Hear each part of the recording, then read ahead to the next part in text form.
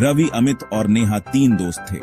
वे हमेशा नई जगह घूमने के लिए उत्सुक रहते थे। एक दिन उन्होंने पहाड़ों में एक पुरानी हवेली के बारे में सुना। यह हवेली भूतिया होने की अफवाह थी। तीनों दोस्तों ने सोचा, क्यों न इस हवेली का रहस्य खुद सुलझाया जाए। वे अपनी जीप में सवार होकर हवेली के लिए निकल पड़े। रास्ते में ठंडी हवा चल रही थी। पहाड़ों पर घने जंगल थे। सूरज ढल रहा था और चारों तरफ अंधेरा छा रहा था। नेहा थोड़ी डरी हुई थी। उसे लग रहा था जैसे कोई उन्हें देख रहा है। अमित ने उसे चुप कराया और कहा कि यह सब बेकार की बातें हैं। रवि गाड़ी चला रहा था। वह शांत था, लेकिन उसके मन में भी डर था। जैसे जैसे अंधेरा गहराता गया, ठंड भी बढ़ती गई। आखिरकार उन्हें दूर से हवेली की रोशनी दिखाई दी। हवेली बहुत बड़ी और पुरानी थी। दीवारें टूटी हुई थीं और खिड़कियां टूटी हुई थीं। हवा में एक अजीब सी सन्नाटा छाया हुआ था।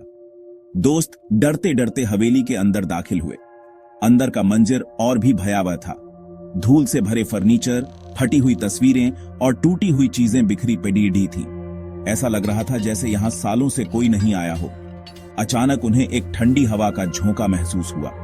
नेहा ने चीख मारकर रवि से कहा, मुझे यहां से जाना है, मुझे डर लग रहा है। अमित ने कहा, डरो मत, यह सिर्फ हवा होगी।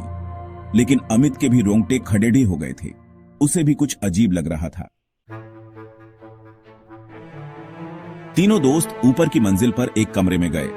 कमरा खाली था, सिर्फ एक टूटी हुई खाट पड़ी थी। वे थके हुए थे, इसलिए उन्होंने सोने का फैसला किया। रवि और अमित खाट पर लेट गए, जबकि नेहा खिड़की के पास फर्श पर बैठ गई। रात धीरे धीरे बीत रही थी। अचानक नेहा ने एक परछाई देखी। वह धीरे धीरे उनके कमरे की तरफ आच रही थी। नेहा ने डर के मारे रवि और अमित को जगाया। देखो, वहां कोई है। रवि और अमित ने देखा। परछाई अब और साफ दिख रही थी। यह एक औरत की परछाई थी। उसके बाल लंबे थे और वह सफेद साड़ी पहने हुए थी। तीनों दोस्त डर के मारे चीख पड़ी थे। भूतनी उनके करीब आ रही थी। तुम कौन हो? रवि ने पूछा। भूतनी ने जवाब दिया, मैं इस हवेली की मालकिन हूं। मेरा नाम रानी है। मेरा पति मुझे धोखा देकर भाग गया था और उसने मुझे इसी हवेली में कत्ल कर दिया था। तब से मेरी आत्मा यहां भटक रही है। नेहा ने कहा, हमें माफ करना रानी जी, हम तुम्हें परेशान नहीं करना चाहते थे।